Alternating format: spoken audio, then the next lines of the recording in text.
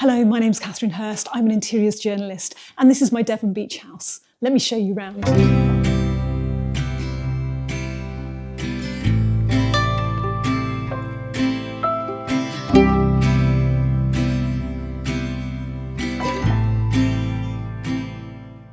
Gesture towards how the building would have been back in the Victorian times.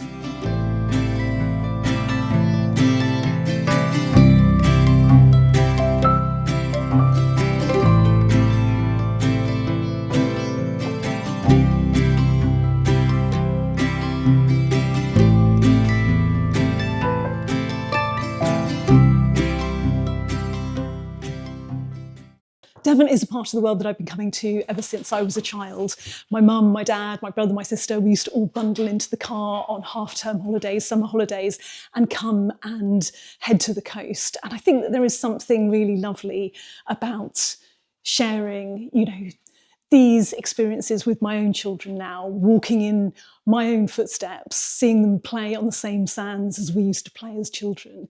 And my parents, they're no longer here, and I really think how much they would have loved being here in this place. And I almost feel that, when we come here, we're carrying them with us. It's one of the ways that I feel that they live on through us, through me, through my children, and that's a really wonderful thing. Now, this originally used to be 2 flats, so it's a lateral conversion. We never set out to buy 2 flats. So we bought this flat, first of all, with the view of renovating it, modernising it. It was quite loved, it was well loved, but it was tired and it hadn't really been touched for decades. And we bought this with a view of renovating it, modernising it, turning it into, hello Repop. We bought it with a view to turn it into a little holiday bolthole. And then not very long into the project, this half of the building came up for sale, the second flat, and it was certainly more than we wanted to spend.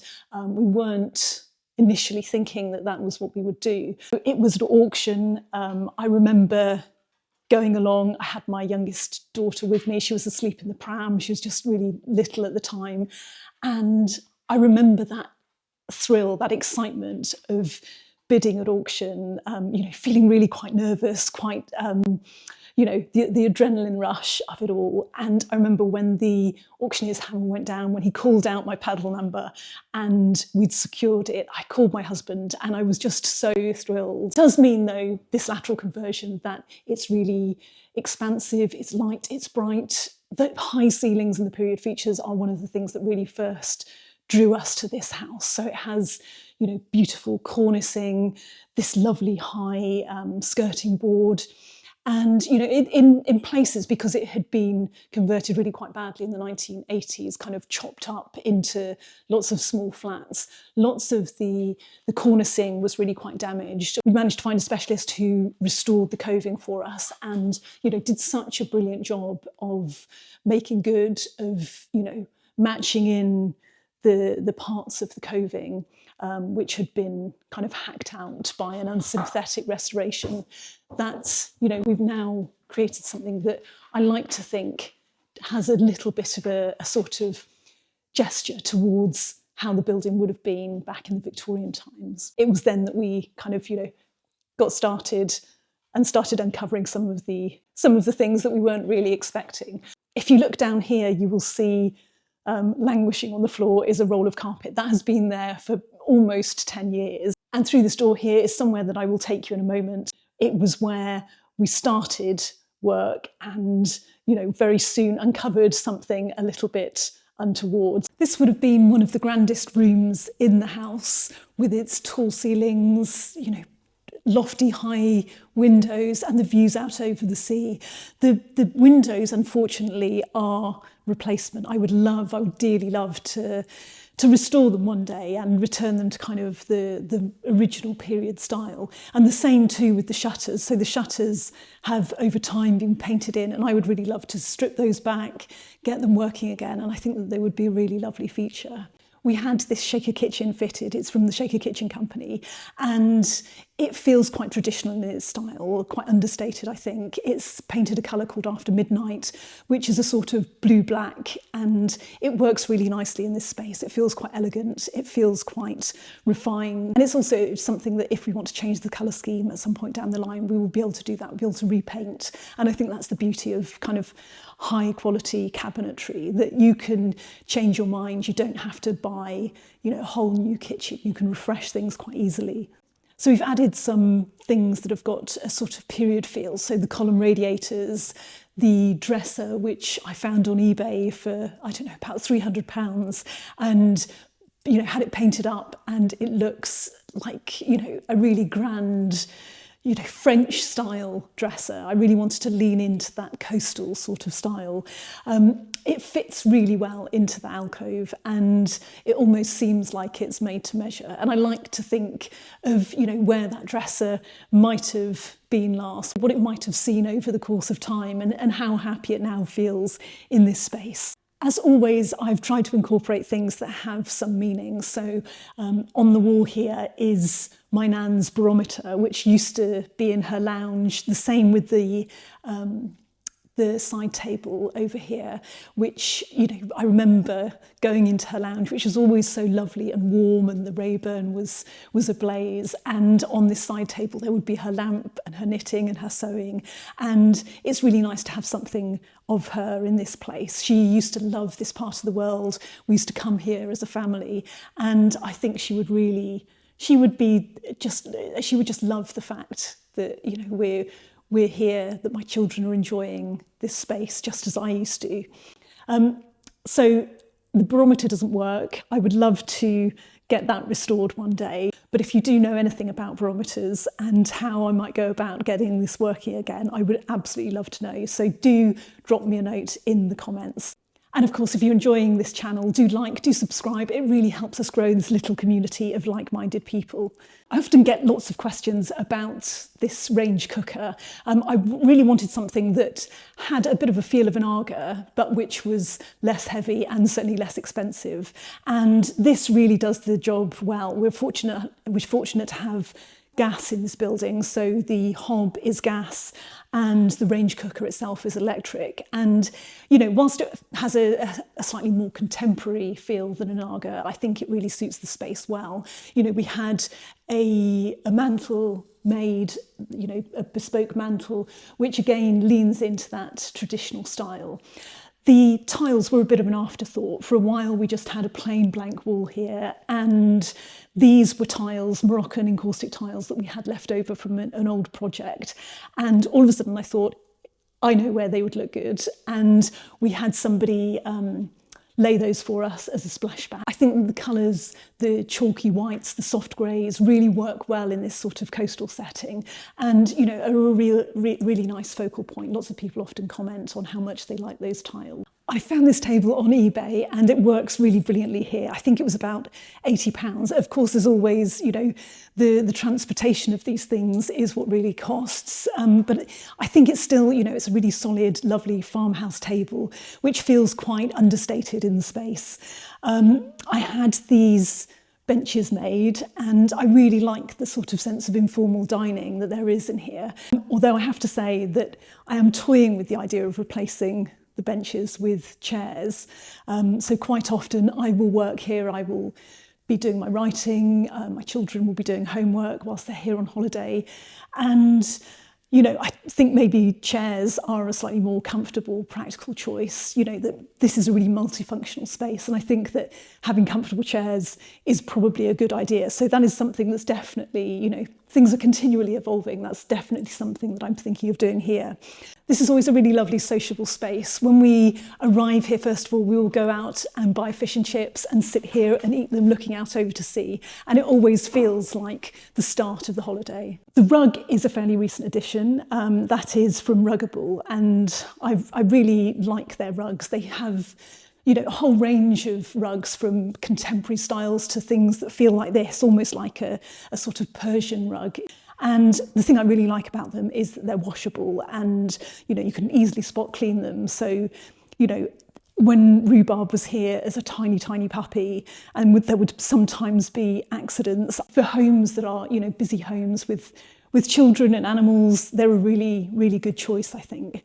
Pictures here are by an artist called Becky Bettisworth, and she creates these lovely images of, a whole range of sort of scenes, from coastal scenes to, iconic British landmarks. And she really leans into that kind of vintage railway style, vintage railway posters.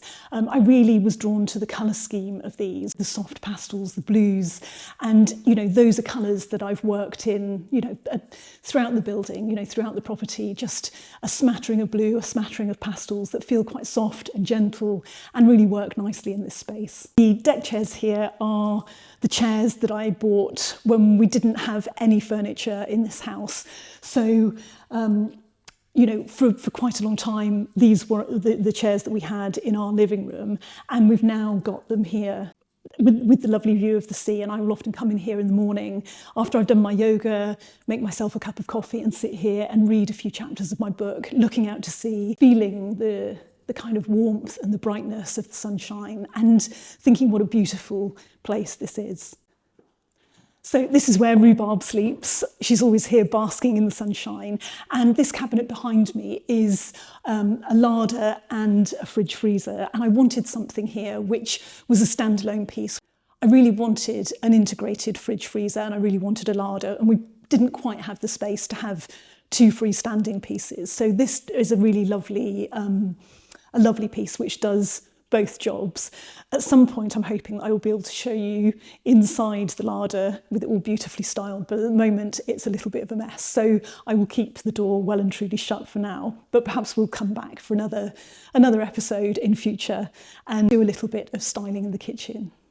So this is one of two similar bathrooms. This used to, believe it or not, be a kitchen with blue peeling lino, broken cabinetry. I really wanted a roll-top bath in here. I think they add real feature and stature and grandeur to a space. But we saved money here by, rather than buying a cast iron bath, we shopped around and bought this acrylic version. So it has the look of a cast iron bath without being quite so costly. I really like the oversized shower head, the exposed thermostat, and they just add a little bit of a period feel. There are nautical touches here, so the rope on the mirror, the lamps.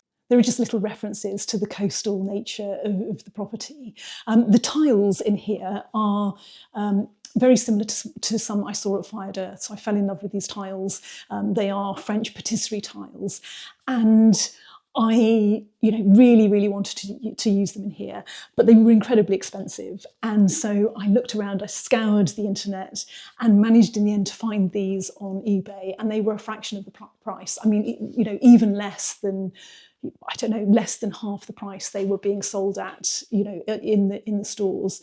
And I think that they add a really nice flash of character and personality and French style. I think that, this property feels slightly French, it feels slightly Swedish in its colour scheme. And these French patisserie tiles really kind of lean into that, I think.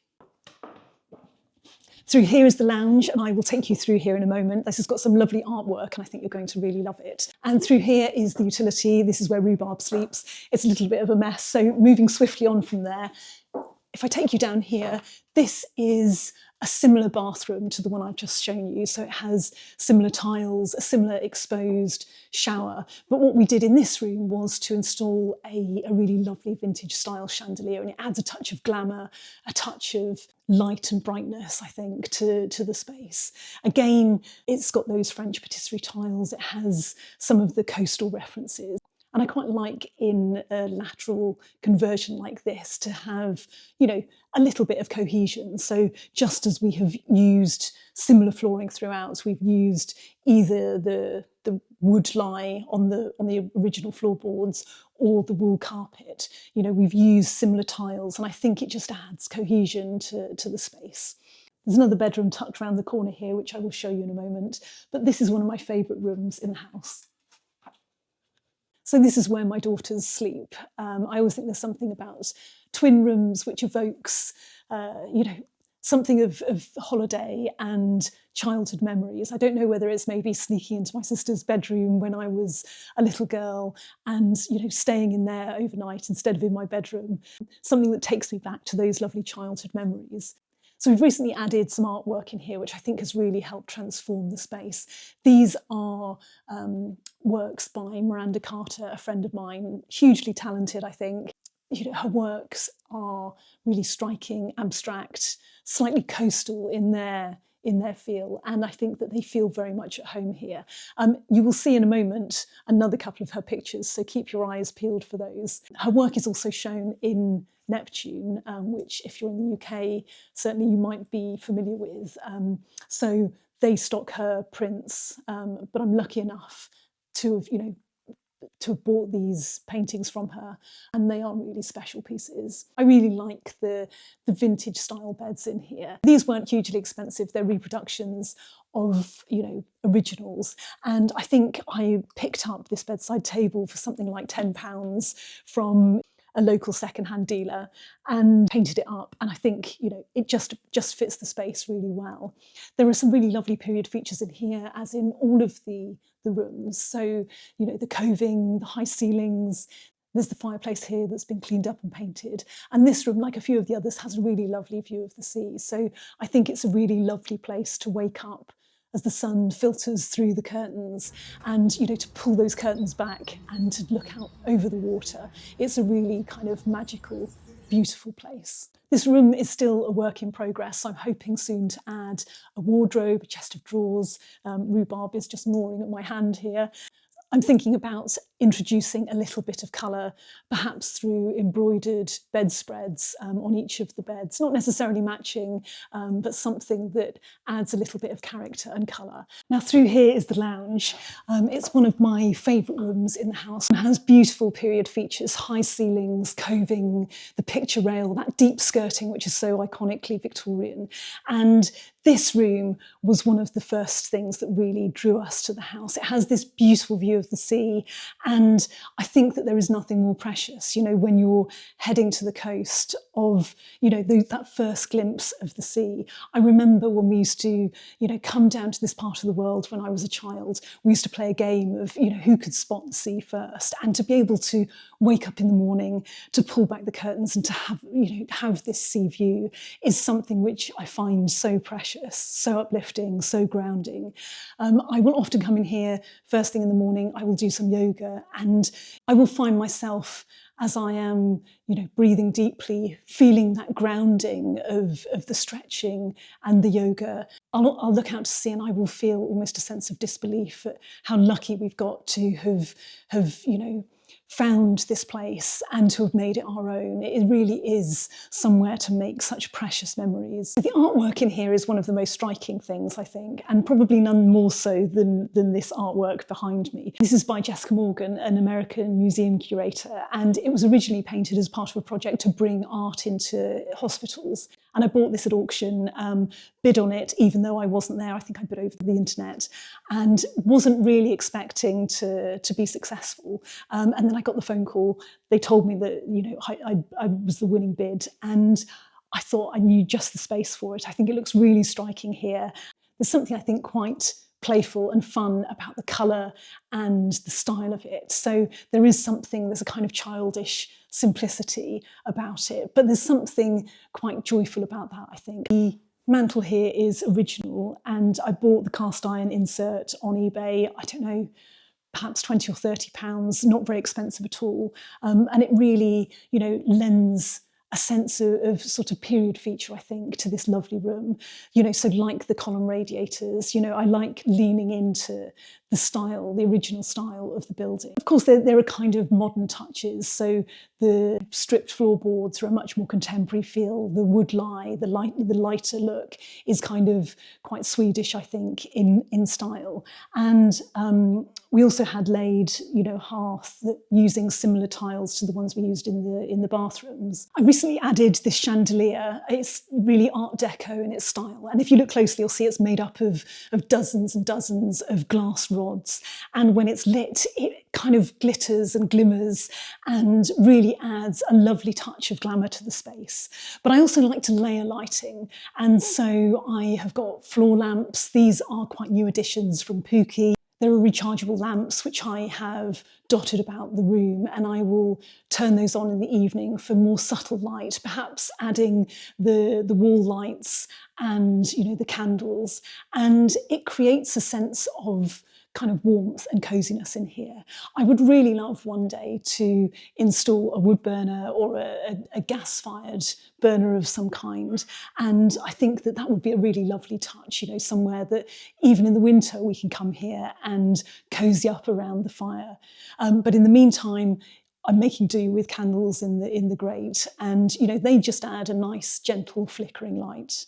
So we use this room an awful lot. We'll come in here for a pot of tea, we'll play cards, a board game, watch a film together, and it's the kind of space, I think, which feels like a lovely, a family space, a place to be enjoyed. There's got lots of making do in this place.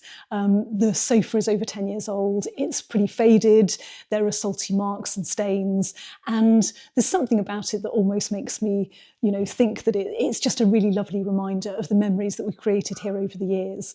The chairs I brought with us from our first home, and then I picked up a number of things secondhand. So not only is there this table, which used to be in my nan's lounge, I also have got the TV cabinet, which was something that I picked up from Facebook Marketplace. The same, I think, either there or eBay with the dresser here, which I think this was like, I don't know, £50, a lot more than that to have it transported. And, I painted it up and think it works really well here. I do have grand plans for this room, so not only the wood burner or the gas fire perhaps, but I also think it would be really lovely to add some cabinetry in here, so perhaps some bookshelves to flank the fireplace, and it would be somewhere that I could house my burgeoning collection of books. I always think that bookshelves either side of a fireplace in these grand Victorian homes looks really striking, and so that's something which is definitely on the wish list. I think it's a really striking piece, and certainly something which really catches your eye, which really sets the tone for the room. And I think that when I've got these bookcases, the cabinetry either side flanking the fireplace, this is going to be a really lovely striking focal point. You will see here there are a couple of paintings, again by my friend Miranda, the seascapes. And I remember her saying to me when I bought these and told her where I was going to hang them, that she said that she was thrilled that they were going to be hanging with a view of the sea, that it really felt like they'd found a really good home here. They're really beautiful atmospheric pictures, slightly kind of stormy, and there's a real energy about them, I think. And I really like the way they reference the landscape beyond. I've paired them with a picture that I bought my husband from a gallery in Cirencester, similarly abstract, similar colours, and I think that works really well here. So here is the main bedroom, and if you're enjoying my channel and you like books and homes and interiors, do like and subscribe. Again, there are really lovely bones in this room. There are high ceilings, picture rail, coving, and some of this woodwork which would have been here in the Victorian period. What we've tried to do is to return this room, as with all of the rooms really, to the kind of shape and space that they would have been, all those years ago. So at one point, this whole house had been carved up really quite unsympathetically, and in this part of the room over here, that was where they'd installed a bathroom. I mean, it was a really unappealing bathroom. It also cut into the shape of this room, so it really lost, this lovely symmetrical feel that it has now. Originally, when we bought the flat, it had wardrobes running the length of this wall, and they were damp, they were, broken, and we took them out. I'm still looking for a wardrobe to replace the space that we've taken out there, but I think that it makes the room feel much more cohesive, much more, I'd like to think more sympathetic to the original bones of the building. This dressing table was one of the pieces that I inherited from my nan. I really remember it in her bedroom. It used to be teeming with jewellery and old pennies and black and white photographs from the 1940s, and it really had that smell of her somehow. And when I brought it here, I did think at one time about painting it, and I'm so pleased I held off doing so because I really like the warmth of the wood, and I think that, you know, brown furniture is having a bit of a resurgence. It works really beautifully in here now, I think. Now I use it for my own jewellery, just as she used to, for some of my clothes, and it's a really lovely sentimental piece. There's an interesting story here about this painting here, this woman in blue sitting in a room that looks out over the sea, very much as this house does. I bought this from a gallery called Atelier Bleu.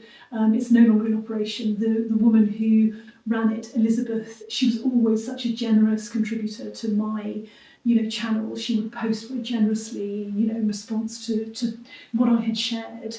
And very sadly, you know, a year or so ago, she died, and so the gallery is no longer in operation. I bought a couple of pictures from her. There's one in our kitchen at home, and this one here. You know, I really like the fact that I've bought this picture from somebody who I have a bit of a personal connection with, because it always reminds me of her when I look at it. Anyway, the interesting story behind this, one of the things that she sent me when I bought the painting was this gallery brochure from the Musée de Montmartre. It's an homage à Georges Jupin, a homage to Georges Jupin. Now, I bought this, you know, a number of years ago, had never heard of Georges Jupin. And I don't know whether you remember, a few episodes ago, I shared with you some pictures of women reading that I had bought at auction, had framed, and were going to include in my gallery wall. And they were by Georges Jupin. I hadn't made the connection until I came to stay here over Easter and looked at the gallery brochure. I thought, oh my goodness, I recognise this name. I find it incredible that they are by the same artist. And, you know, I don't think that he's a celebrated artist. I don't think that his pictures are particularly valuable, but there's obviously something about them that I felt really drawn to, because I have independently bought paintings of his for our Cotswold house and for our house here in Devon.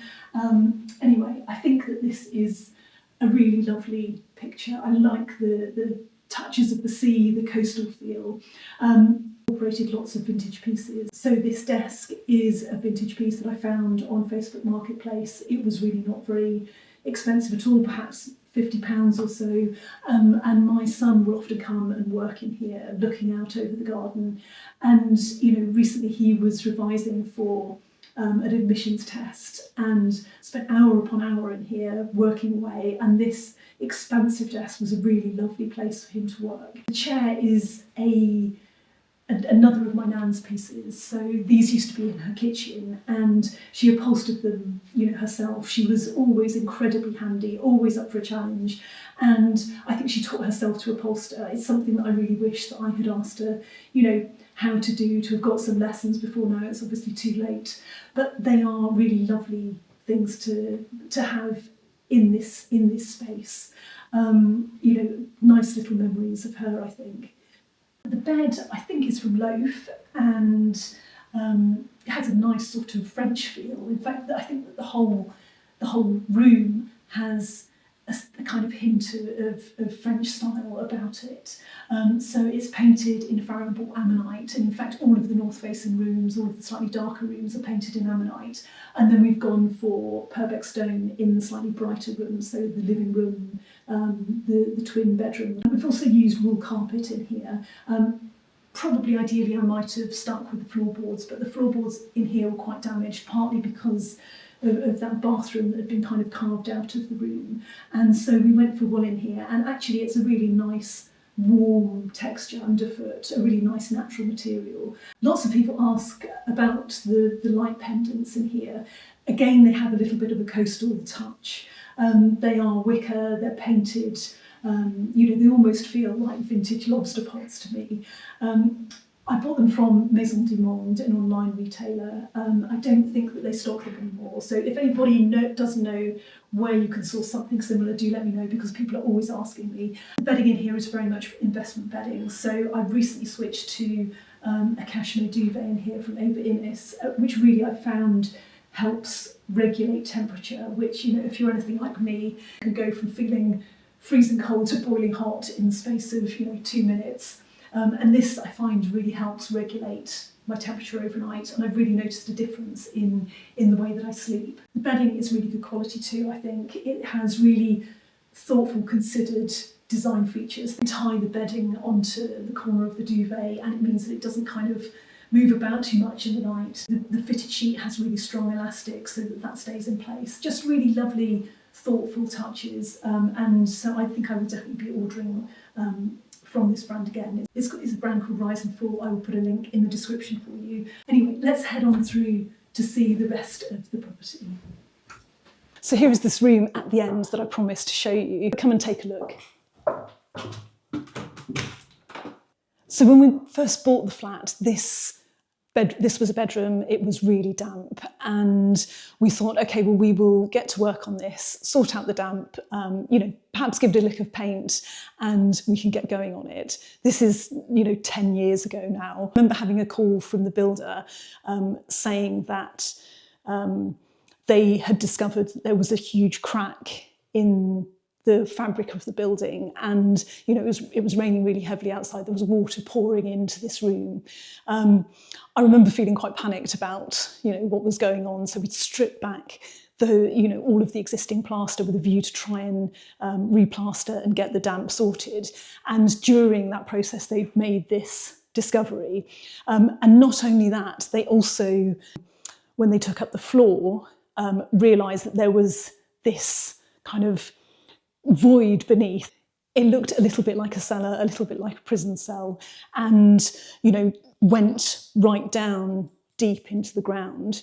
And I don't know what it would have been used as before, or whether it was just the case that when they built this extension to the building back in the day, whether they just kind of built over some rubble, you know, that it wasn't properly excavated. You know, so the building definitely had some real problems. We also had to work with our neighbours on, you know, what we were going to do, because obviously what was happening here was also affecting the people above, and, you know, the building as a whole.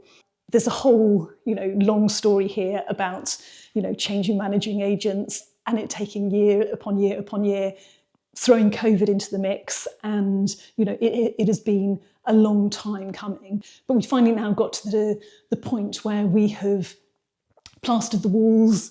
My brother has painted these for us. We've recently had coving and a picture rail installed, and it now is starting to feel almost like we might soon be able to get the carpet in. And I think this is going to be a really lovely room. Has a lovely view of the sea. It feels really bright and airy. It has these high ceilings that I love so much. So we have these column radiators here, these vintage style thermostats. I always like to echo the character and the nature and the period of the building, and I think that these little touches, you know, a gesture towards that.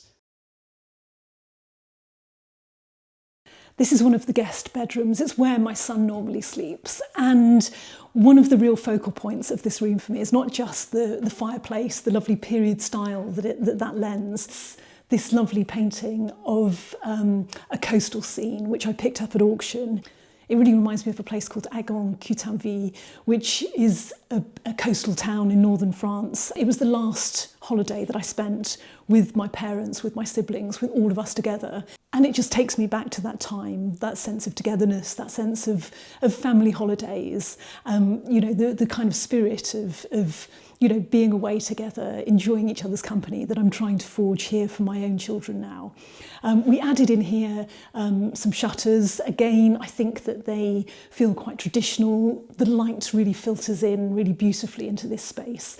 And then added some coastal touches. So the vintage fishing scene, you know, I think probably that was, you know, a few pounds at a flea market somewhere.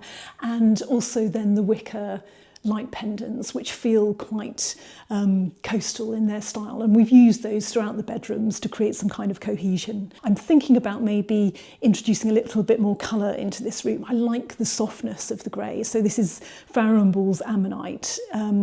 It's really nice, it's really relaxing, it's really pared back and has that French-Swedish sort of style that I've talked about.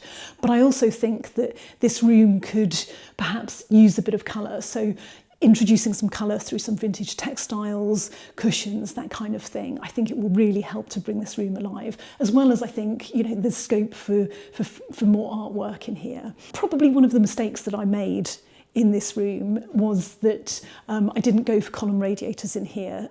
We were trying to save money in places, and I thought that maybe in the bedrooms, you know, we could go for standard radiators. And on reflection, I really think that that was a mistake. I think we should have pushed the boat out and gone for the column style, which feel a little bit more elegant. You know, they are a feature in themselves. Again, I like to layer lighting in here. So yes, we've got the overhead pendant, but I like the wall lamps, I like the table lamp, and it just creates a sense of coziness in here. You know, when the evening comes, the light starts to fade, you can shut the shutters, light the lamps, perhaps a candle or two, and, you know, really cozy up in this space.